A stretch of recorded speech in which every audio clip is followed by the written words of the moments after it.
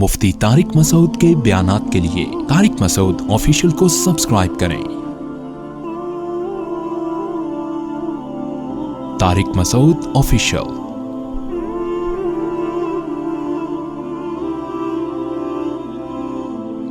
मुफ्ती साहब,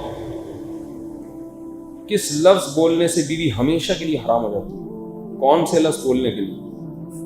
देखो यार, बीवी को हराम होने के तरीके हम इनको बताएं। 3 तलाकें देने से बिल्कुल पक्की पक्की हराम हो जाती है। और उस पक्की पक्की हराम होने से आजकल टीवी पे ना ये हलाले वलाले का बड़ा चल रहा होता है। तो वो मैं कई दफा बता चुका हूं कि इस्लाम में 2 तरह के हलाल, एक हराम और एक हलाल। हराम हलाला है एग्रीमेंट करके निकाह करना, हलाल ये है कि बगैर एग्रीमेंट के निकाह करना और फिर उनका आपस में रिलेशन हो मियाँ बीवी वाला और जिंदगी गुजारें। ना गुजारना चाहें तो अलहदगी भी ले सकते हैं। अब अगर औरत इस नीयत से शौहर से अलहदगी मांगती है कि मैं पहले शौहर के पास जाना चाहती हूँ, इसके भी नाजायज होने की कोई दलील नहीं है। किसी से तलाक किसी भी हिकमत से मांगी जा सकती है। उसमें एक हिकमत ये भी है कि मेरे पहले शौहर से बच्चे हैं, मैंने वही रहना है। शौहर दे दे ठीक है, नहीं दे उसकी मर्जी है। समझते हो? अब जो लोग कहते हैं ना औरतों को हलाले की भेंट चढ़ा दिया, ऐसा कुछ नहीं है। मर्द ने जब 3 तलाकें दी हैं तो इस्लाम औरत को मना कर रहा है कि अब ये आपसे निकाह नहीं कर सकता। अब इस्लाम ने थोड़ी कहा कि आप किसी मर्द से निकाह करके तलाक लेके पहले से निकाह करो।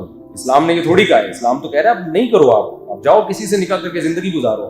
ये तो आपकी अपना फैसला होता है कि नहीं मैं तलाक लेके पहले से निकाह करूंगी। इस्लाम ने आपके इस फैसले पर पाबंदी नहीं लगाई है। भाई इस्लाम का औरत पे जुल्म जब होता है जब इस्लाम औरत को मजबूर कर रहा होता है ना कि तुम ये करो, किसी मर्द से निकाह करो, उसके साथ रात गुजारो, फिर उससे तलाक लो, फिर इद्दत गुजारो, फिर पहले शौहर के पास आओ। फिर हम कहते हैं यार ये औरत को के साथ क्या हो रहा है इस्लाम में। इस्लाम ने ऐसा कोई औरत पे जिम्मेदारी नहीं लगाई। इस्लाम ने सिर्फ इतना कहा है 3 तलाकें मर्द ने दे दी हैं, आप इससे दोबारा शादी नहीं कर सकते। आप कहीं और शादी करें, कहीं और शादी करके उसके साथ जिंदगी गुजारने का भी ऑप्शन है, उससे तलाक लेने का भी ऑप्शन है, तलाक के बाद इद्दत गुजरेगी, कहीं और शादी का भी ऑप्शन आपके पास है, पुराने वाले से शादी का भी ऑप्शन आपके पास है। इस्लाम ने उसके इख्तियारात को बढ़ाया है। समझते हो? लेकिन उसको ताबीर कैसे करते हैं हमारे लिबरल लोग और जो मुल्हिद लोग हैं, जो इस्लाम मुखालिफ लोग हैं। देखो औरत के साथ इस्लाम क्या कर रहा है। इस्लाम नहीं कर रहा भाई, ये जो हो रहा है औरत की अपनी मर्जी से हो रहा है। इस्लाम ने बस एक पाबंदी, भाई 3 तलाकें दी, पुराने वाले के पास दोबारा नहीं जा सकती। इतना सख्त कानून इसलिए कि लोग तलाक को खेल तमाशा ना बनाएं। समझते हो कि नहीं समझते हो? ये जो लिबरल लोग हैं ना, एक मैं जल्दी से बात बता दूं, आज बयान में भी आई थी वो तस्करा, अधूरी बात रह गई थी। एक मशहूर लिबरल है, बड़ी उल्टी सीधी हाँकता रहता है। ये जब भी दलाइल की बात कर रहे होते हैं ना, ये जहां फंसने लगते हैं बात को घुमाते हैं। अभी एक लिबरल है जो मुनाजरा भी हारा है, मुल्हिद है, उसने एक दलील दी कि आईफोन निकाला, आईफोन निकाल के कहा, कुरान की आयत पढ़ी, आयत ये पढ़ी कि इस कायनात में अक्लमंदों के लिए बड़ी बड़ी निशानियां हैं। आयत इतनी खानदानी, इतना मजा आ रहा था उस एथियस्ट के मुंह से ये आयत सुन के। मैं नाम नहीं ले रहा ना, तो आप भी ना लें। तो उसने क्या कहा कि ये जो मोबाइल फोन है ये भी एक निशानी है, लेकिन इसकी निशानी नहीं है कि ये मैंने बनाया है। इसकी निशानी नहीं है कि ये मैंने बनाया। तो कुरान कह रहा है इस कायनात में निशानी है। कहते हैं मानते हैं निशानियां, लेकिन ये इसकी निशानी नहीं है कि अल्लाह ने बनाया है। जैसे मोबाइल सेल फोन एक निशानी है कि नहीं है? क्या ख्याल है भाई? लेकिन ये इसकी निशानी नहीं है। मैं अब मोबाइल हाथ में लेके बोलूं कि ये एक निशानी है, चलो इस बहाने आप लोग मेरा फोन भी देख लेंगे, शो भी हो जाएगी आईफोन। ये एक निशानी है ना किस चीज की? क्या इसकी निशानी है कि मैंने बनाया है?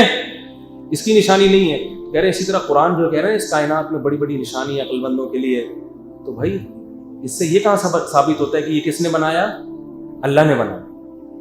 निशानी तो है, इसकी निशानी नहीं है कि अल्लाह ने बनाया। जैसे ये मोबाइल इसकी निशानी नहीं है कि मैंने बनाया।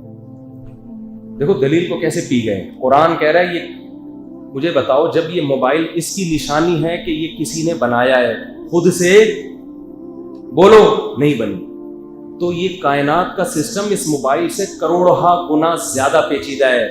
असल बात करने की जो थी वो ये थी कि जब ये मोबाइल खुद से नहीं बन सकता, तो कुरान कह रहे ये कायनात में करोड़ों निशानी है, करोड़ों, कि ये कायनात खुद से नहीं बन सकती, इसको किसी ने बनाया है। آپ کہہ سکتے ہو اس کی کیا دلیل ہے کہ اللہ نے بنایا ہے؟ فرض کر لو اللہ نے نہیں بنائی، کسی نے بنایا، گاڈ تو ہے نا، جبکہ آپ گاڈ کے وجود کے قائل نہیں ہو، خود سے نہیں بن سکتی۔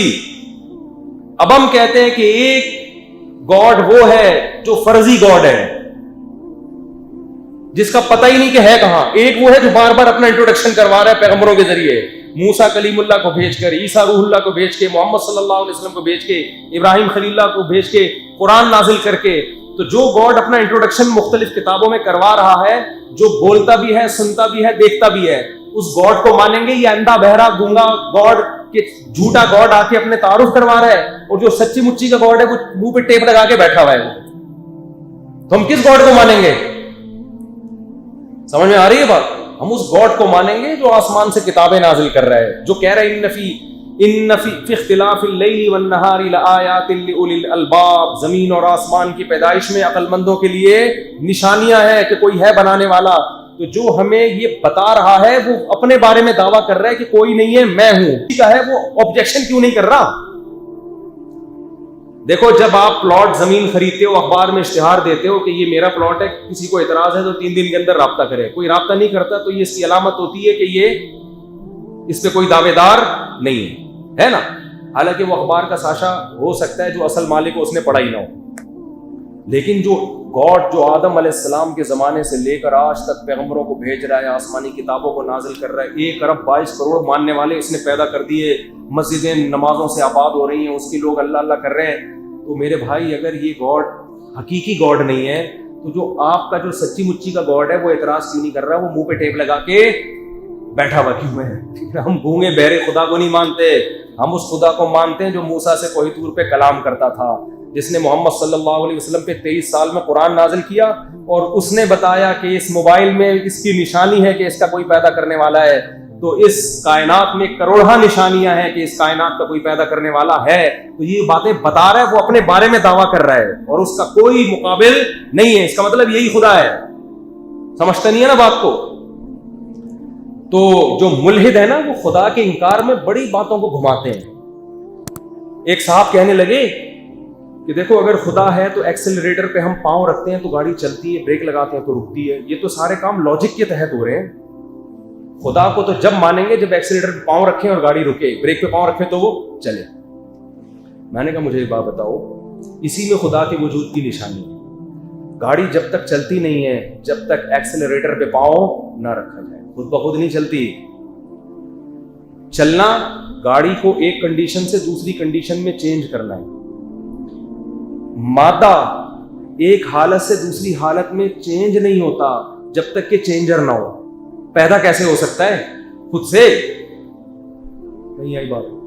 ایک آدمی دعویٰ کر رہا ہے گاڑی چلاؤ تو چلتی ہے، رکاؤ تو رکتی ہے، پیدا خود ہوئی ہے، مان لو گے؟ تو بھائی یہ تو ایک حالت سے دوسری حالت میں تبدیل نہیں ہو رہی، تو پیدا خود سے کیسے ہو سکتی ہے؟ گاڑی خود پیدا نہیں ہو سکتی، گاڑی بنانے والا جو گاڑی سے زیادہ ذہین ہے وہ آٹومیٹک دھماکے سے کیسے پیدا ہو گیا؟ تو اس کائنات میں ہر کام لاجک سے ہوتا ہے۔